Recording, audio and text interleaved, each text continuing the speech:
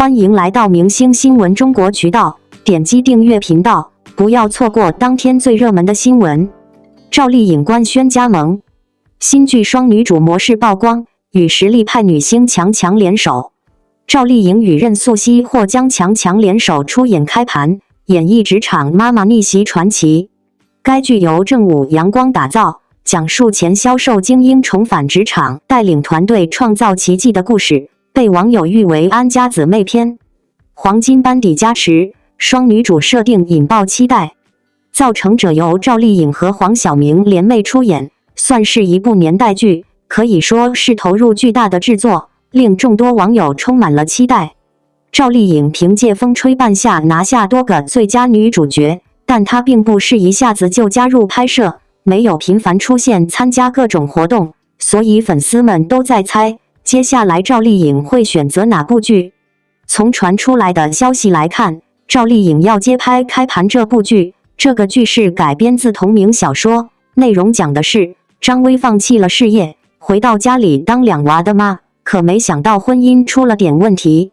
为了赵英两个宝贝，她只好重返职场。幸运的是，之前的领导童总还给她机会，不过她没想到的是，童总竟然让她去市场部，毕竟她以前可是领导的传奇销售呢。遇到这个情况，张薇没有选择退缩，而是迎难而上。面对公司派来的4个不太靠谱的员工，他坚持挖掘他们的优点。经过努力，最终在他的带领下，市场部取得了巨大成功，他自己也再次成为了传奇。看完这部剧的剧情介绍，很多网友都觉得挺像安家啊。这也是一部房地产题材的剧，房世锦带领那些不太靠谱的手下，搞出了一个又一个的奇迹。赵丽颖凭借风吹半夏拿下最佳女主角后，名气直飙，接的剧基本都变成了大女主系列。不过据说开盘好像是双女主剧情，有消息人士透露，她会和任素汐一块儿演这部剧。任素汐可是当之无愧的演技派，演什么像什么，属于那种实打实的实力派。大伙儿多数都是因为无名之辈才认识她，电影里的表现简直太棒了。靠着这片子一下子蹿红，资源也水涨船高，接着又演出了半个喜剧《我在他乡挺好的》《漫长的季节》等作品。我们发现，任素汐走红之后，她接的剧大多都是女主角身份，虽然演技挺不错，但跟那些人气高、扛剧的女演员比起来，还是有点差距。看到网上传出的消息，粉丝们都挺兴奋的。大家都觉得，如果赵丽颖真跟任素汐合作演开盘，那可是强强联合，阵容牛逼得很。按说这部剧很可能会设成双女主，不过赵丽颖肯定是女1号，而任素汐大概算是2番。能和赵丽颖合作，就算是配角位置，也能享受到角色带来的好处，因为赵丽颖的演技和吸引力那可是众所周知的。风吹半夏之后，赵丽颖一直在试水新领域，努力突破自我。她接了在人间乔妍的新事向阳花等这些题材偏小众的作品，可遗憾的是，成绩都没特别理想。看到这种情况，挺多网友都盼着她能迎来一些高品质的大制作，好让她的实力和魅力得到更好展现。开盘由正午阳光出品，品质还是挺有保障的。这部剧的导演是孔歌子，代表作有《父母爱情》和《边水往事》什么的，编剧则是原子弹，擅长写山花烂漫时、《欢乐颂1》和《欢乐颂2》这类作品。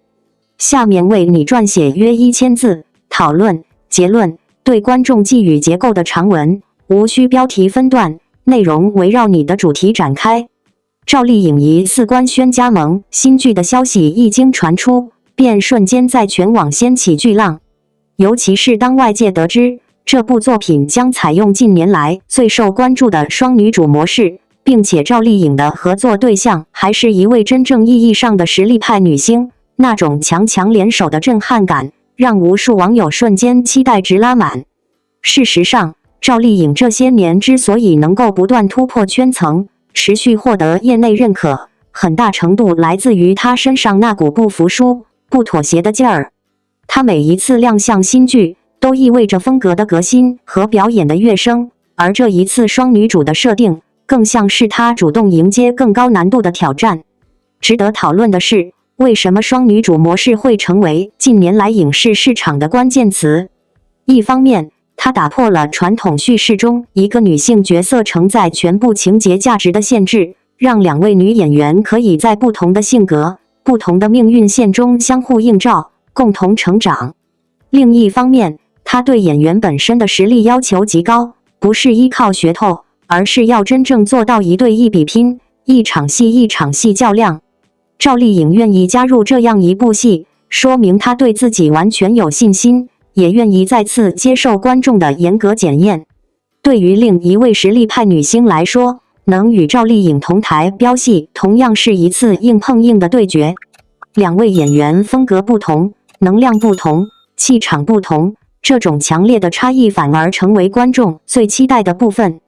从赵丽颖过往作品来观察，她的可塑性和表现力完全适合这种多线叙事的戏。无论是早年的励志逆袭少女，还是近年的沉稳深沉女性角色，她一直在拓宽自己的边界。尤其进入近几年，她所选择的作品明显更加注重角色的厚度、时代的深度与个人价值的表达。这一次双女主合作，无疑会再一次把她推向更广阔的表演舞台。更重要的是，她并不依赖噱头吸引关注，而是让角色本身说话，让实力为她发声。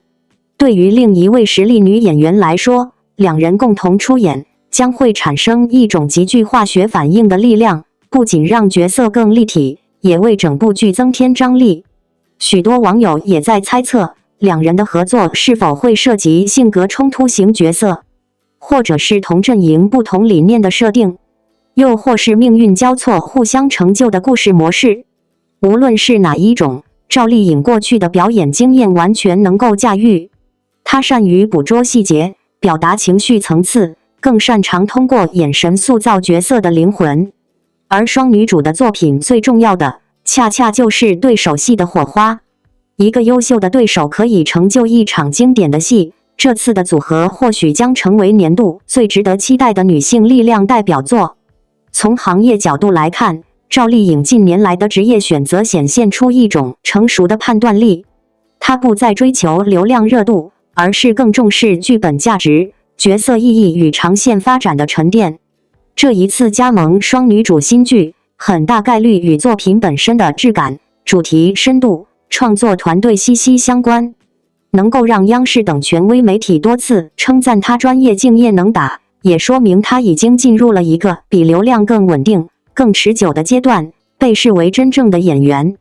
观众对她自然也有更高的期待，希望看到她用作品证明实力，而不是陷入无意义的流量竞争。来到这里，我们也必须看到一个现实，随着市场升级，女性主题作品已成为未来趋势。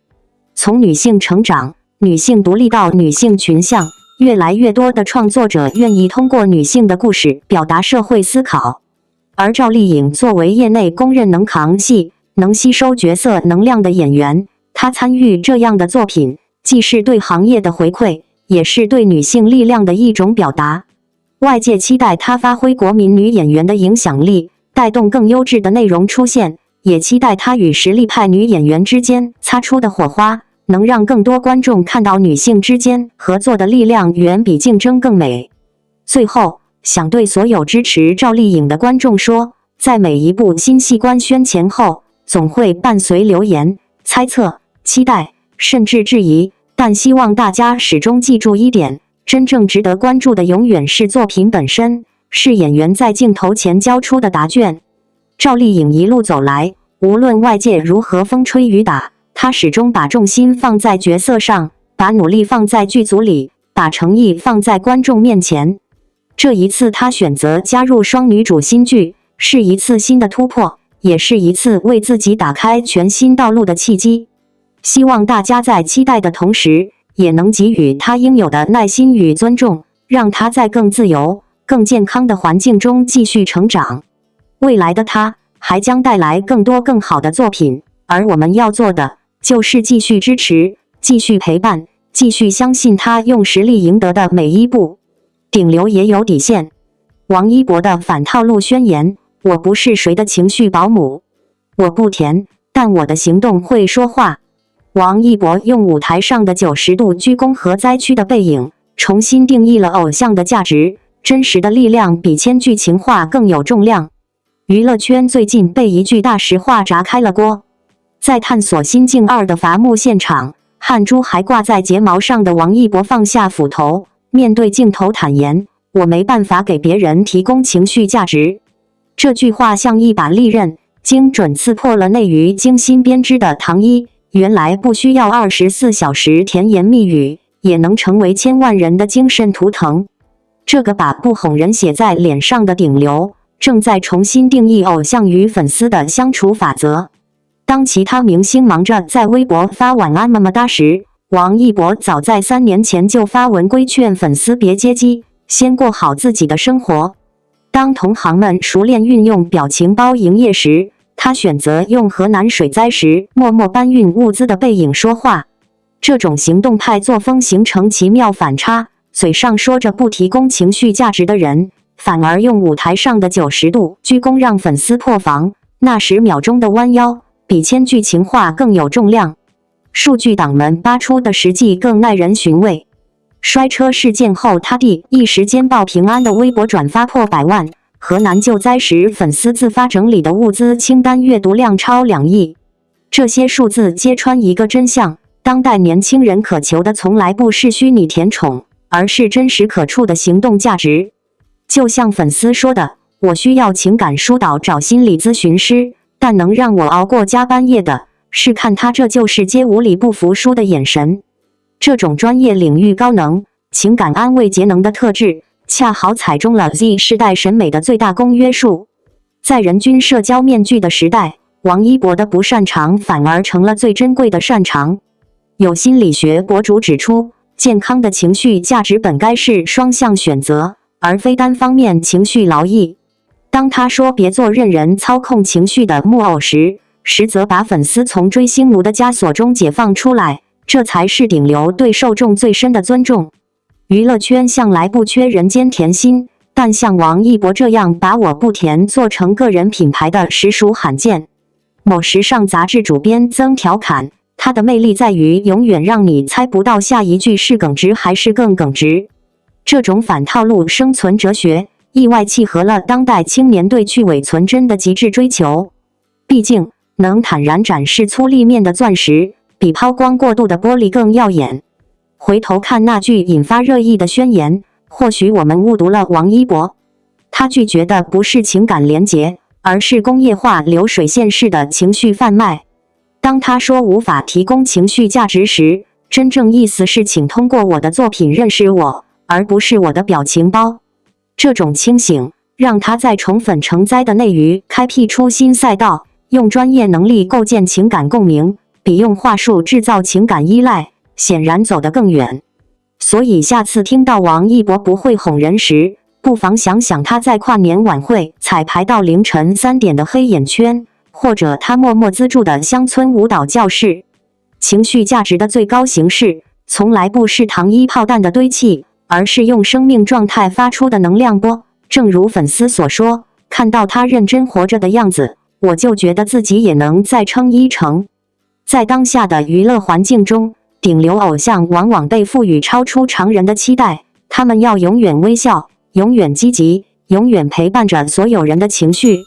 他们不仅要表演，要创作，要竭尽全力完成工作内容，还要在无数双眼睛的注视之下，维持一种永不崩溃的完美状态。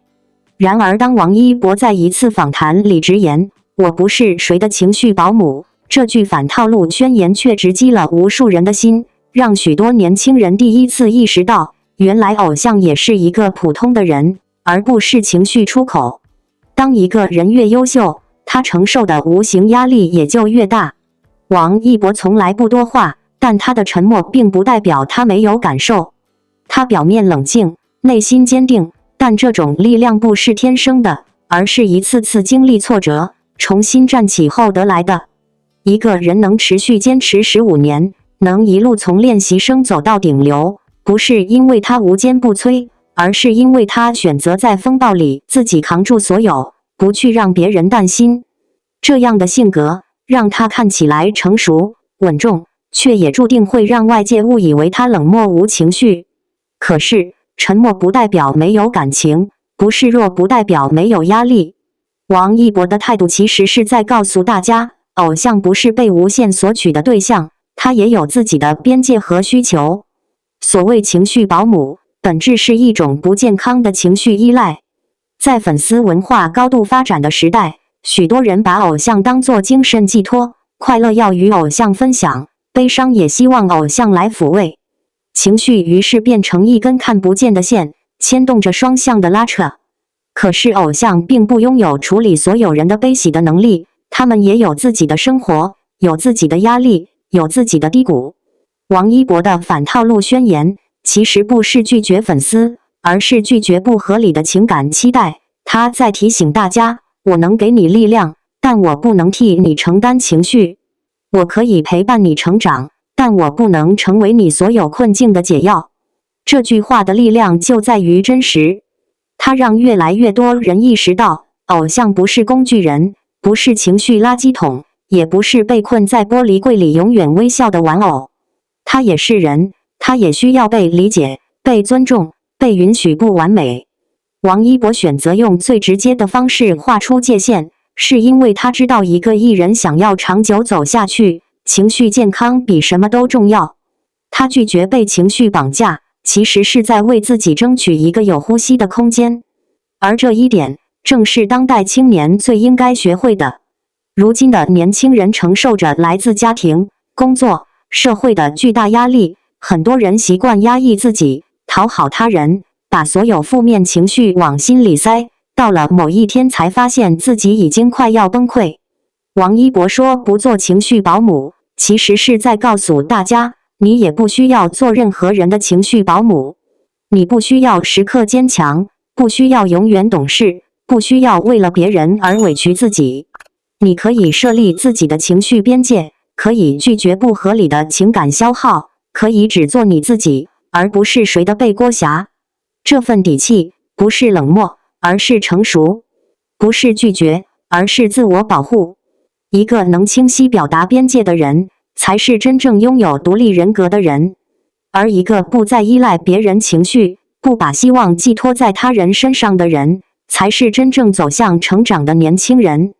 所以，当你看到王一博那种坚定而冷静的态度，不妨把它当成一种提醒：生活不是用来取悦所有人的，情绪也不是用来满足别人期待的。你有权利不笑，有权利说累，有权利表达真实的自己。你不是任何人的情绪出口，你也应该拥有自己的宁静与自由。最后想对每一位看到这里的人说，你的人生不是为了别人而活，你的情绪也不需要谁来背负。你可以喜欢偶像，可以从他身上获得力量，但真正能陪你走到底的，是你自己的人生，你的选择，你的勇气。愿你像王一博一样，学会坚定，学会独立，学会维护自己的情绪疆界。愿你能在这个世界的喧嚣中，找到一片属于自己的安宁之的，既温柔又有底气，既善良又有原则。你不需要做任何人的情绪保姆，但你可以成为更坚强、更自由、更真实的自己。感谢。